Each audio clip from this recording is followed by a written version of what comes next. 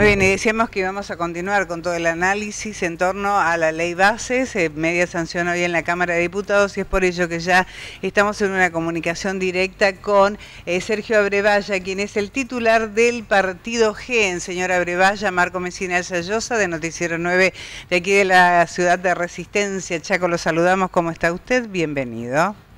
¿Qué tal? ¿Cómo le va? ¿Bien? Todo muy bien, todo bien, muchas gracias. Todo muy bien. Un día con mucho trabajo, ¿no? En el ámbito legislativo, con una decisión en esta media sanción después de tanto trámite, pero que viene para más. Para usted, ¿cuáles son los de las modificaciones en torno a economía y demás, y de trabajo, que mayor impacto pueden llegar a tener en el ciudadano común, de lo que se ha tenido media sanción hoy? Bueno, hay varias. Por supuesto, esta ley no es la misma que la anterior, pero que tiene muchísimo más consenso, aunque la verdad es que lamentablemente algunos capítulos no estuvieron del todo bien y no los pudimos acompañar. Pero Margarita, por lo menos Stolbizer, que es la referente de nuestro partido, tuvo que repartir un poco apoyos entre algunos capítulos y otros no. Sin duda, el laboral va a tener un impacto importante, el impositivo va a tener un impacto importante. Me parece que ahí tenés dos paquetes grandes, digamos, que valía la pena aprobar, ¿no? Perdón, Abrevaya, ¿el impositivo va a ser importante para quién? ¿Para el Estado por más recaudación o importante para el ciudadano por más impuestos? No, tenés varias cosas, ¿no? Es decir, bueno, nosotros no acompañamos ni el blanqueo ni el de bienes personales, pero en el paquete todo lo que es monotributo es importante. Me parece que los techos van a cambiar, eso me parece que es útil para el ciudadano. La recaudación, la verdad que no compartimos del todo la visión que tiene Milei, pero estamos en una situación de emergencia, así que entendemos que está en un problema serio el gobierno nacional, ¿no? Con el déficit del 15% del PBI que había quedado en diciembre. Se supone que esto lo va a ayudar, como te decía, algunas herramientas como la del blanqueo nosotros le dijimos que no, pero bueno, otras le hemos dicho que sí. Claro. Sergio, ¿ustedes hubiesen preferido como partido votar el articulado, digo, en particular cada articulado en vez de paquetes de artículos como fue planteado en esta ocasión? Claro, por supuesto. Lo que pasa es que de todas formas nosotros hubo paquetes que en la medida en que no modificaban, no quedaba otra que no acompañarlos, ¿no? Nosotros, por ejemplo, en el RIGI habíamos planteado cambios con un proyecto propio de Margarita. Bueno, no había caso, entonces, nada, es todo, completo. Perdón, cuéntenos qué es el RIGI. El RIGI es un registro que en definitiva le va a permitir al Estado ayudar a algunas empresas, pero las empresas no les pide las mismas garantías que da el Estado a las grandes empresas. Es una ayuda a las grandes empresas que en definitiva no es la puntería que nosotros estamos buscando. Nosotros creemos que el más importante es la pyme en la Argentina, es la que más trabajo da, es sobre la que hay que concentrarse, ¿no? ¿Entienden ustedes, Sergio, que este aumento de algunos impuestos, justamente, sobre todo ganancias y demás, para trabajadores o para ciertas personas que tengan determinado ingreso, puede llegar a repartirse mejor dentro de las provincias argentinas, digo, en cuanto a coparticipación o en cuanto a recursos? Mira, puede ser, es una discusión, esto de haber salido hace ya creo un año de la cuarta categoría, volver, pero con escala. Por supuesto que debería achicarse la participación del trabajador en ganancias y quedar solo para los que ganan demasiado. El punto es que en esta crisis, bueno, la situación del gobierno nacional no permite otra cosa. Pero también es cierto algo muy importante cuando vos citaste coparticipación federal. Acá hay un impuesto, entre comillas, que no tiene la denominación de impuestos, pero que es vital para las provincias y sus producciones, que es la retención. La retención no se coparticipa. No sé si ustedes tienen presente esto. Sí. Representa el Estado Nacional pasa del 48% que tiene de participación en los impuestos coparticipables al 74% gracias a que se queda con toda la coparticipación. Esta fue la discusión en la época de la 125, o sea, es un tema muy grueso. Sin embargo, no entra nadie, reclama, estamos en emergencia, se entiende, el gobierno nacional está mal, pero también están mal las provincias, ¿no? Así que me parece que este sí es una lamentable omisión.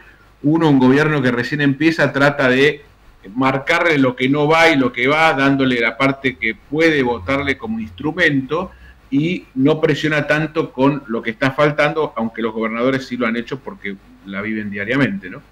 Pero me parece que es el próximo debate.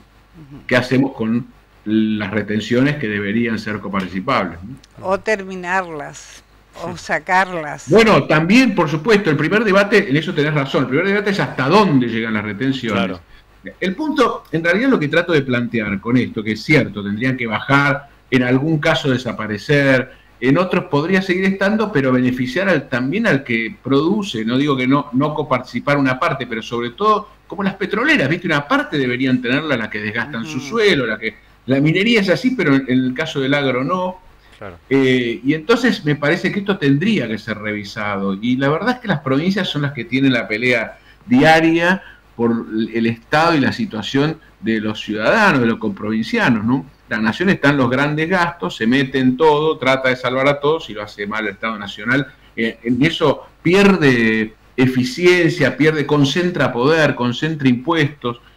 Yo creo que esto hay que meter en la bolsa de coparticipación lo que no está, así queda achicado, digamos, las retenciones, y de esta manera permitir un equilibrio mayor, porque del otro lado, alargo un poquito esto, pero es importante, la pelea desde el consumidor, desde que él produce, es que baje también ingresos brutos, pero no porque ingresos brutos sea más alto que el IVA, que es más bajo, porque en general es más bajo. Pero ¿cuál es el problema? Que se repite en toda la cadena desde que producís hasta que llega al punto de venta. Entonces termina siendo una sumatoria de ingresos brutos tremendos. Esto hubo un pacto fiscal allá en el 2018 que empezó a achicarlo, pero después en diciembre del 2019 se borró, los mismos que habían firmado ese pacto lo borraron y se volvió al esquema inicial. La verdad que es una pena, porque tenés que las provincias, como no obtienen lo que deberían obtener de la coparticipación, terminan creando cadenas de ingresos brutos, todas, cada una crea su propio ingreso bruto y le tratan de cobrar todo, porque si no, no se sostienen. Y es imposible, ¿no? Claro. Sergio, ¿cómo tomaron el tema de las reformas laborales, sobre todo para el empleado, ¿no? El trabajador de a pie? Mira, nosotros las reformas pymes hace rato que planteamos que era una, como lo han planteado muchos, modernización laboral necesaria, ¿no? Estas modificaciones de la ley de contrato de trabajo, nos parecía que había que hacerlas. Las pymes las reclaman hace mucho tiempo. No es lo mismo de una relación de dependencia en una pyme de 10 trabajadores, de 5, que una de 1000. Vos sabés que las grandes empresas no tienen ningún problema en pagar las indemnizaciones ni lo que fuere, porque tienen la plata. Igual son las que más presionan por reforma, lamentablemente, ¿no? Pero en cambio la pyme quiebra directamente. Y entonces, había que buscar un equilibrio entre una ley que fue pensada en los años 70 con algunas modificaciones, como era la multa por no haber inscrito al trabajador, que esa se hizo en los años 90, y la situación actual, que es una Argentina pobre, con una dimensión mucho menor de la producción. Tenés que tratar de agilizar eso. Así que nosotros lo veíamos bien, por supuesto, siempre después están las letras chicas, pero éramos favorables a tratar este tema porque la presión de las pymes nos llegó hasta nosotros. Claro. Y de igual manera se cedió bastante en el tema de laboral, ¿no? Se cedió bastante en sí, claro, sí. Los sindicatos evidentemente tienen mucha fuerza. Sí, igual te diría que muchos sindicatos se han concentrado más en otras cuestiones que en esta reforma laboral. En otra época habría sido imposible de realizar, y ahora como que todos se dan cuenta que si no accedes a algún formato que agilice la relación laboral, no va a crecer. Claro, creo que los sindicatos estaban más preocupados por sostener su propia estructura más allá de los beneficios que podría llegar a tener tanto el generador de empleo como el mismo empleado, de lograr tener un trabajo fijo, de estar regularizado y no tener tanto trabajo en negro en la República Argentina, ¿no? Ese es un tema central. El trabajo en negro nos tenemos que encontrar la manera de resolverlo. Yo creo que es con crecimiento, ¿no? Sí. Además de leyes y persecución del que no inscribe, pero creo que es con crecimiento, porque en muchos casos cuando vos hablas con la pyme, hablas con un taller mecánico, o no contrata a nadie porque no quiere juicios laborales, o contratan negro bajo riesgo, porque no le dan las cuentas, después termina en un problema, salvo que el trato que tenga con el trabajador sea otro y logren, si el taller o lo que fuere se achica, logren resolverlo de alguna manera amigable, porque el problema es la capacidad financiera y económica de la pyme. Claro. Y me parece que es casi una clave para el desarrollo argentino.